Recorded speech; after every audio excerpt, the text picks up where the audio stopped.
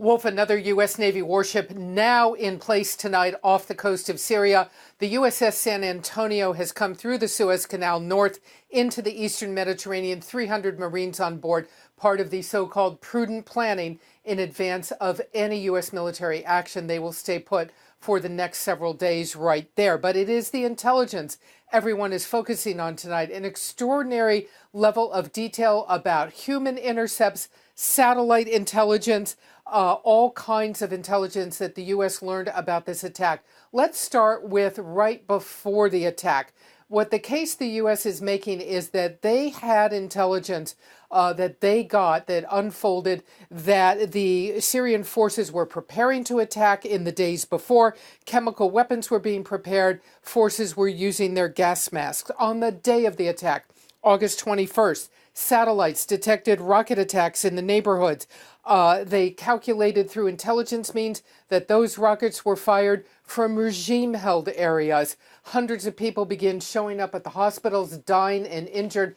Thousands of social media videos and other social media elements begin to record this event.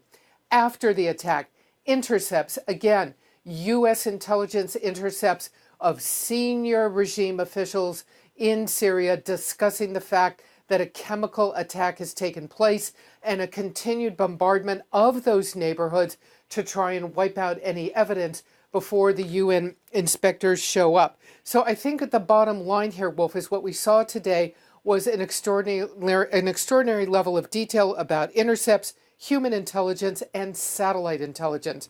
We haven't seen this kind of detail before. The report and the secretary says 1,429 people were killed on that August 21st attack, including at least 426 children. But then the report later goes on to say this. In the 3 days prior to the attack, we collected streams of human signals and geospatial intelligence that reveal regime activities that we assess were associated with preparations for a chemical weapons attack. That's pretty startling. It's pretty amazing because if you understand presumably what they're saying, if the U.S. knew 3 days in advance this was about to take place, why didn't the U.S. try to stop it, warn the rebels, warn the people there, get out of the way, provide gas masks, or whatever?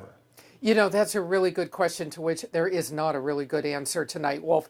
U.S. officials briefing the news media earlier today were asked about this point, and they said that it wasn't necessarily the case that they had so-called real-time intelligence, that they saw it literally unfold before their eyes. The intelligence in these matters comes in, they say, sometimes after the fact. So we also asked military officials here in Washington whether there was ever any discussion about trying to engage in some sort of military operation to stop it if they saw it unfold, and they said there was not.